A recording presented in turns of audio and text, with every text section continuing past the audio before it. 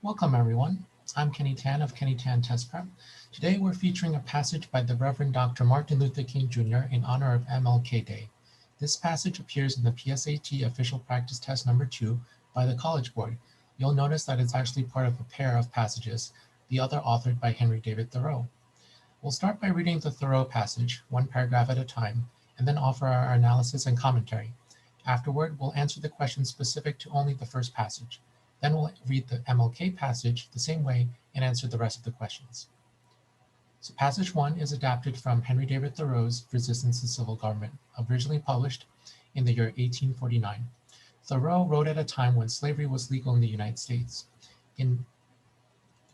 So let's begin passage 1. Must the citizen ever for a moment, or in the least degree, resign his conscience to the legislator? Why has every man a conscience then? I think that we should be men first, and subjects afterward. It is not desirable to cultivate a respect for the law so much as for the right. The only obligation which I have a right to assume is to do at any time what I think right. It is truly enough said that a corporation has no conscience, but a corporation of conscientious men is a corporation with a conscience. Law never made men a whit more just, and by means of their respect for it, even the well-disposed are daily made the agents of injustice. So what does the first paragraph mean? Well, it starts by saying, must the citizen ever for a moment or in the least degree resign his conscience to the legislator? That means, must people allow politicians to make moral decisions on their behalf? Thoreau says, we should exercise our conscience and not be submissive. That's what he means when he says, I think that we should be men first and subjects afterward. Respect for the law should be given, not automatically. Respect for the law should be earned, not given automatically. That's what he means when he says, it is not desirable to cultivate a respect for the law so much as for the right. And then Thoreau moves on to say, it is truly enough said that a corporation has no conscience, but a corporation of conscientious men is a corporation with a conscience. And what Thoreau means here is a government has no conscience by itself, but a government made up of conscientious men does have a conscience. Thoreau says, law never made men a whit more just, and by means of their respect for it, even the well-disposed are daily made the agents of injustice. And here, Thoreau means that laws don't make people more moral. In fact, obedience to the law makes those who are privileged agents of injustice. So that's paragraph 1. Let's move on to paragraph 2. The mass of men serve the state, not as men mainly, but as machines with their bodies. They are the standing army and the militia, jailers, constables, etc.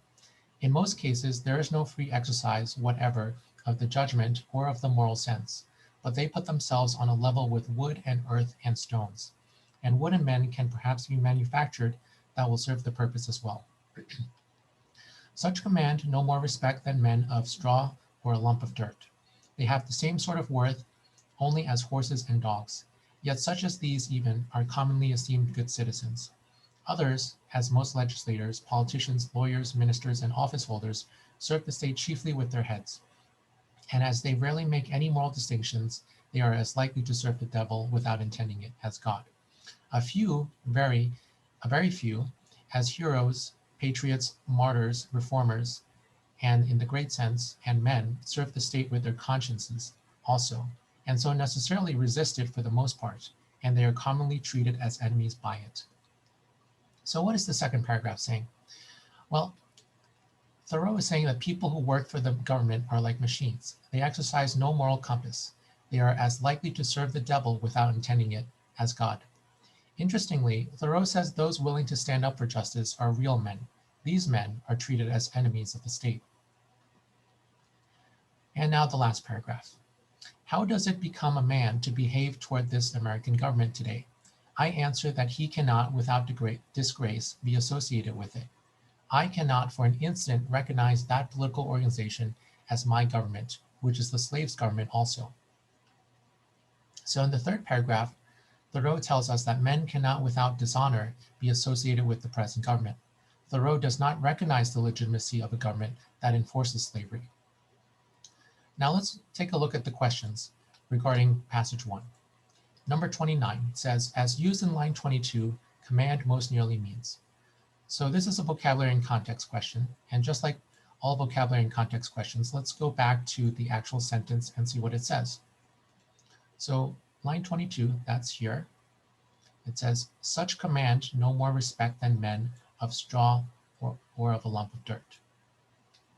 In this case, command is the word that we're trying to replace here. And our choices are order, dominate, overlook, and deserve. Now in this case, order means to demand, dominate means to control by force, overlook means to ignore, and the correct answer here is going to be deserve.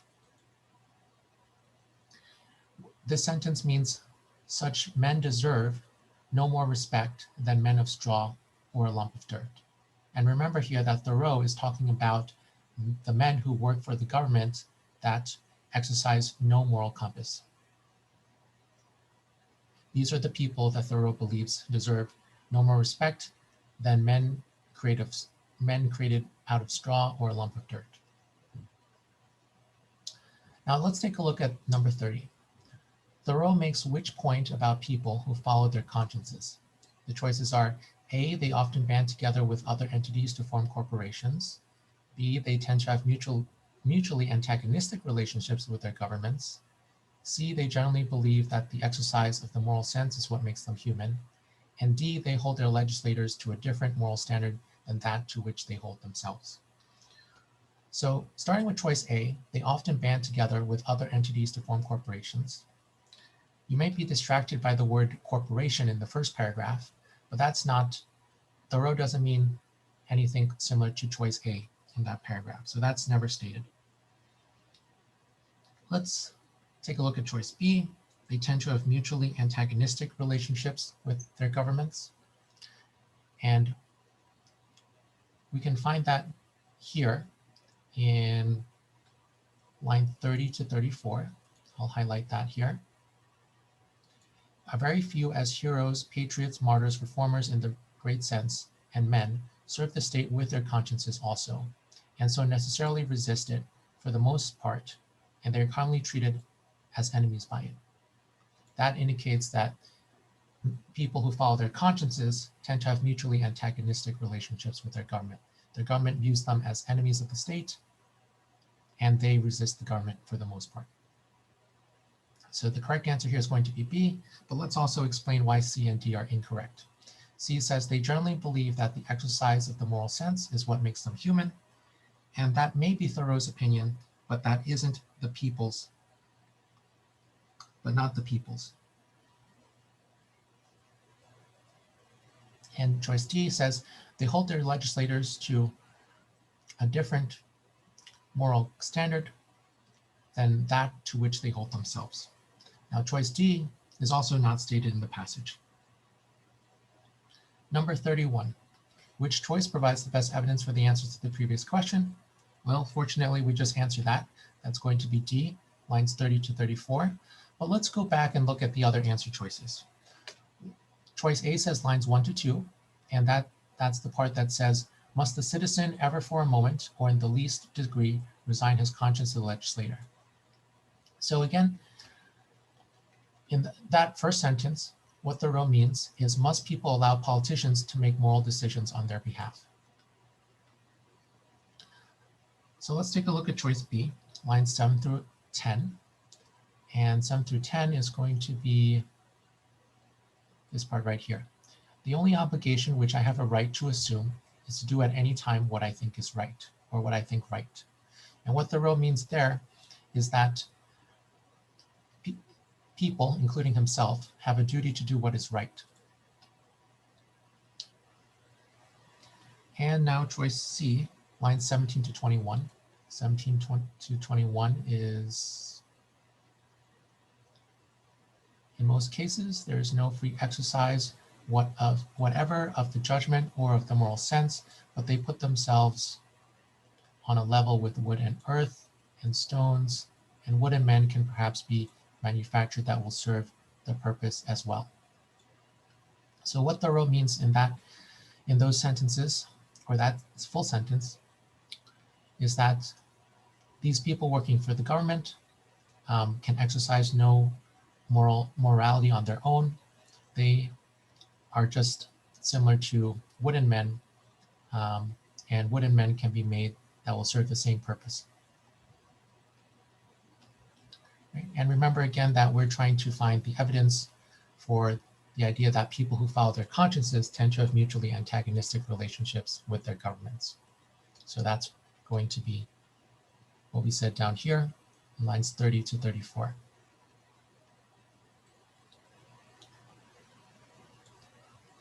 All right, so the next question is regarding passage 2. So let's read passage 2, and then we'll analyze it paragraph by paragraph. You express a great deal of anxiety over our willingness to break laws. This is certainly a legitimate concern, since we so diligently urge people to obey the Supreme Court's decision of 1954 outlawing segregation in the public schools. At first glance, it may seem rather paradoxical for us consciously to break laws. One may well ask, how can you advocate breaking some laws and obeying others? The answer lies in the fact that there are two types of laws, just and unjust. I would be the first to advocate obeying just laws. One has not only a legal but a moral responsibility to obey just laws. Conversely, one has a moral responsibility to disobey unjust laws. I would agree with St. Augustine that an unjust law is no law at all. Now, what is the difference between the two? How does one determine whether, well, actually, okay, let's analyze the first paragraph. All right, in paragraph 1, Martin Luther King, is explaining that it is okay for him to break a law if it is an unjust law. At the same time, he advocates following and enforcing just laws. Now let's read paragraph 2. Now, what is the difference between the two? How does one determine whether a law is just or unjust? A just law is a man-made code that squares with the moral law or the law of God. An unjust law is a code that is out of harmony with the moral law. To put it in terms of St. Thomas Aquinas, an unjust law is a human law that is not rooted in eternal law and natural law. Any law that uplifts human personality is just. Any law that degrades human personality is unjust. All segregation statutes are unjust because segregation distorts the soul and damages the personality. It gives the segregator a false sense of superiority and the segregated a false sense of inferiority. Thus it is that I can urge men to obey the 1954 decision of the Supreme Court, for it is morally right, and I can urge them to disobey segregation ordinances, for they are morally wrong. So in the second paragraph, King is asking, how does one tell the difference between a just law and an unjust law? Just laws are in harmony with the moral law, which King calls the law of God. Unjust laws are in contradiction with morality. Just laws uplift human personality, whereas unjust laws degrade it. Laws that enforce segregation are unjust because they distort the soul and damage the personality. They make the enforcer feel a false sense of superiority and the segregated a false sense of inferiority. And now the last paragraph. In no sense do I advocate evading or defying the law, as with the rabid segregationist, by refusing to comply with the Supreme Court ruling. That would lead to anarchy. One who breaks an unjust law must do so openly, lovingly, and with a willingness to accept the penalty. I submit that an individual who breaks a law that conscience tells him is unjust and who willingly accepts the penalty of imprisonment in order to arouse the conscience of the community over its injustice is in reality expressing the highest respect for the law. So in the third paragraph, King believes that if one breaks the law, even unjust laws, one should do so openly, lovingly, and with a willingness to accept the consequences. He believes that the highest respect for the law is demonstrated when you accept imprisonment for violating unjust laws in order to raise the support of the community against unjust laws. So number 32, according to the question, an unjust statute should not be A, regarded as having moral authority, B, broken in a manner intended to attract attention, C, viewed as detrimental to the human spirit, and D, used to enforce obedience to moral law. So let's look at each of these answer choices here. An unjust statute should not be. Now remember that King talks about an unjust law in this part right here, line 65 or so. And I'll go ahead and highlight it.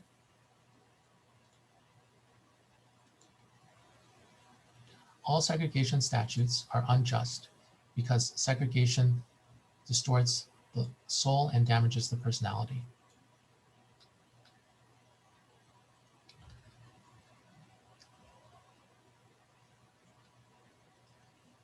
Furthermore, you can see that King talks about unjust laws in these lines. Conversely, one has a moral responsibility to disobey unjust laws. I would agree with St. Augustine that an unjust law is no law at all. So here we actually find the evidence for choice A. When King says one has a moral responsibility to obey unjust laws, King means that an unjust statute should not be regarded as having moral authority. Now let's go through the other answer choices and explain why B, C, and D are incorrect.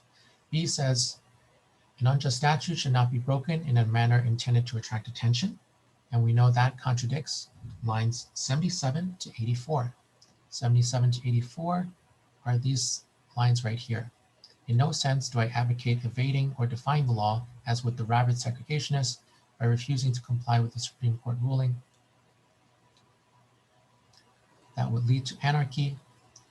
One who breaks an unjust law must do so openly, lovingly, and with a willingness to accept the penalty.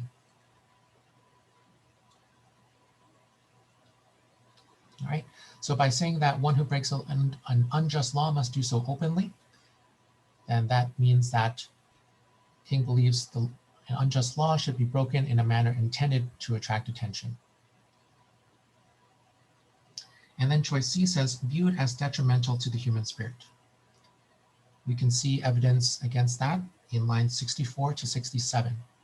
That's going to be this part right here. Any law that degrades human personality is unjust. All segregation statutes are unjust because segregation distorts the soul and damages the personality. So distorts the soul, we can tie here to detrimental to the human spirit. And then choice D says, used to enforce obedience to moral law. Now this by itself makes no sense because an unjust law is in contradiction to moral law. All right, so not only have we just answered question 33, but we've also answered question 34, which is going to be C, lines 53 to 55. But let's also look at the meaning of the other answer choices. So lines 49 to 50, that's choice A. Those lines say, the answer lies in the fact that there are two types of laws, just and unjust. Well, so in that sentence, King is simply stating that there exist two types of laws, unjust laws and just laws. And then if we look at lines 51 to 52, that would be the next sentence, the next two sentences. I would be the first to advocate obeying just laws. One has not only a legal but a moral responsibility to obey just laws. And in those sentences, King is saying that he would be the first person to advocate obeying laws that are just, and one must obey just laws. Not only the legal duty, but a moral duty to obey just laws. And then choice D says 64 to 60, line 64 to 65. 64 to 65 would be this part we've already highlighted. Any law that degrades human personality is unjust. Right?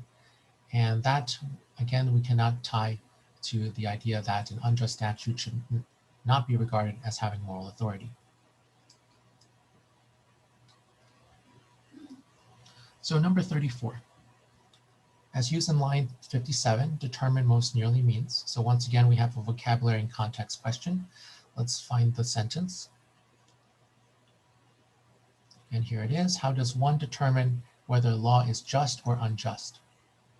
Now, again, what we want to do here is plug in each of the answer choices to see which one fits. And in this case, establish means decide. One of the second meanings of establish is to decide.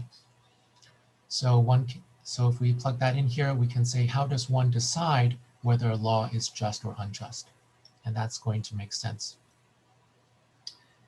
In this case, regulate, choice B, means to make regular or follow a standard. And that's not going to be the best fit here. To direct means to send or to order.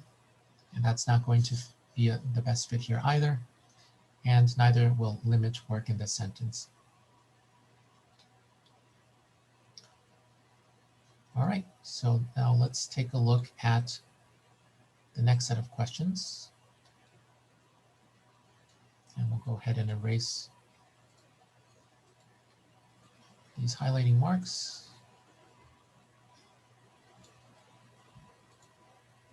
So number 35, the primary purpose of each passage is to, and choice A says make an argument about the relationship between the individual and the law. And Thoreau talks about the relationship between individuals and how if they exercise their moral compass, then they may not always be in accordance with the law.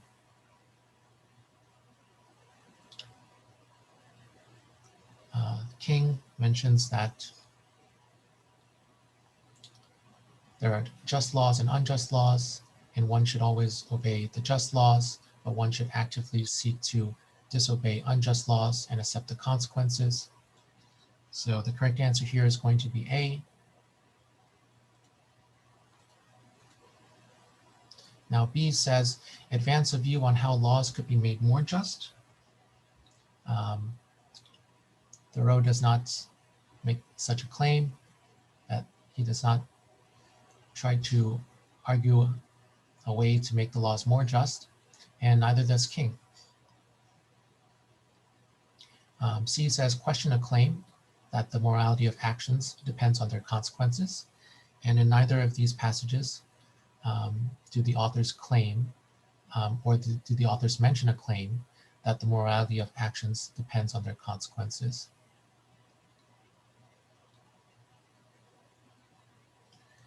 And then D says, discuss a challenge in the nature of the state and its power over the individual. And in neither of these passages is there a mention of a change in the nature of the state. So that's why D would be incorrect. Number 36, both authors would most likely agree with which statement about people who obey their government statutes. A says they fail to follow the guidance of their consciences. B, they are incapable of exercising moral judgment. C, they may not be acting in accordance with justice. Or D, they value personal morality over the public good. So A says they fail to follow the guidance of their consciences. This one may not always be true. Sometimes when people obey their government statutes, they may fail to follow the guidance of their consciences, but however, not always. B says they are incapable of exercising moral judgment. Now this answer choice is just simply too extreme. Thoreau would say that these are people who could exercise their moral judgment, but they choose not to.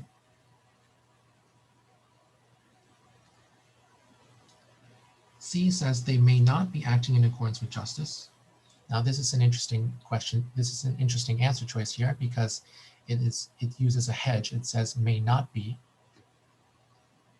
And we can actually see evidence for this one. If we take a look at lines 10 to 13, that's going to be these lines here.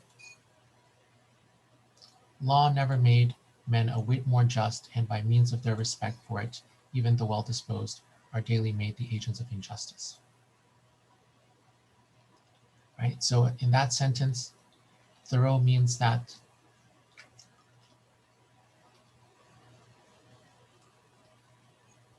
laws don't make people more moral. In fact, obedience to the law makes those who are privileged agents of injustice. And then if we take a look at lines 65 to 67 in the King passage, that's going to be this part right here. He says, any law that degrades human personality is unjust. All segregation statutes are unjust because segregation distorts the soul and damages the personality. And once again, that's going to be evidence to support C. People who obey their government statutes may not be acting in accordance with justice. Right? And that King uses the example of people who are obeying segregation statutes or enforcing segregation statutes may not be acting in accordance with justice.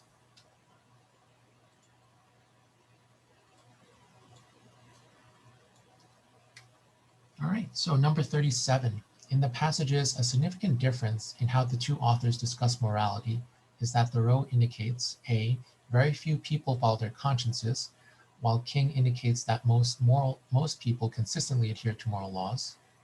B, people should do what they judge to be right, while King indicates that people should follow a universal moral code. Or C, the immorality of an action derives from its legal status, while King indicates that morality and human law are distinct. Or D, even morally good laws should be disobeyed, while King indicates that people should follow just laws. So in choice A, notice that it says most people consistently adhere to moral laws. Something like that is never explicitly stated by King. However, the first part of A is tempting. It says very few people follow their consciences. And we can definitely see that in the Thoreau passage in lines 30 to 34, where he says, a very few, as heroes, patriots, martyrs, reformers in the great sense, and men, serve the state with their consciences. Now choice B says, people should do what they judge to be right, while King indicates that people should follow a universal moral code. Now B, it turns out to be the correct answer here, and that's because we can find evidence in both passages. Lines 6 to 7 say the only obligation which I have a right to assume is to do at any time what I think right. And that's going to be Thoreau indicating that people should do what they judge to be right. King indicates that people should follow a universal moral code. We can see that in lines 58 to 59. A just law is a man-made code that squares with the moral law or the law of God. And in this case, the law of God is what King calls, or what King believes to be, a universal moral code.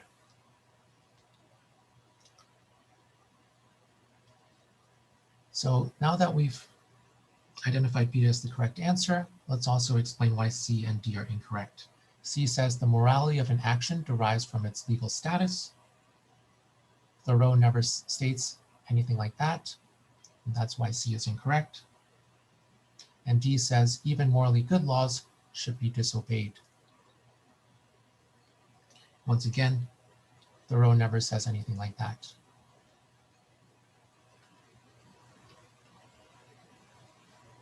Number 38, assuming that he agrees with the assertions in the final paragraph of passage 1, King would most likely recommend which course of action to Thoreau.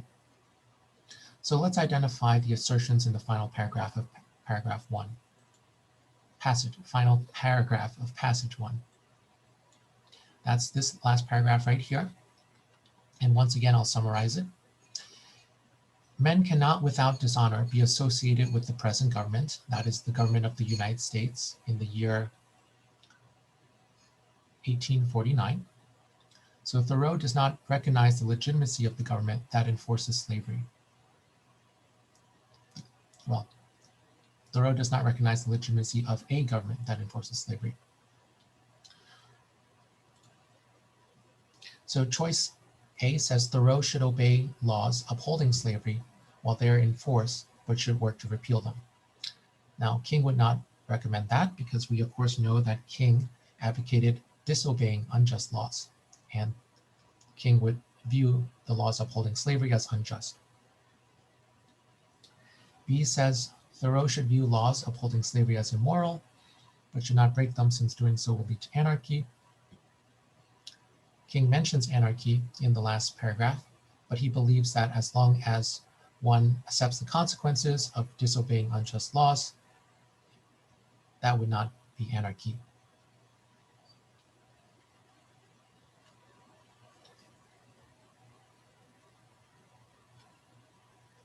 And then choice C says Thoreau should break laws upholding slavery, and in doing so should neither hide his actions nor try to avoid punishment.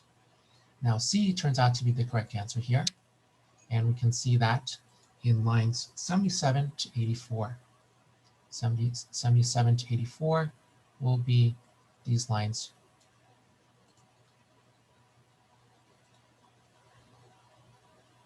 right here. One who breaks an unjust law must do so openly, lovingly, and with a willingness to accept the penalty. I submit that an individual who breaks a law that conscience tells him is unjust and who willingly accepts the penalty of imprisonment in order to rouse the conscience of the community over its injustice is in reality expressing the highest respect for the law. So that's going to be C. Thoreau should break laws upholding slavery, and in doing so neither hide his actions nor try to avoid punishment. But let's also explain why D is incorrect. D says, Thoreau should openly criticize laws upholding slavery, but should follow them since committing a crime would degrade his personality. Now, King mentions the degrading of personality, but only within the context of following unjust laws. So that would be why D is incorrect.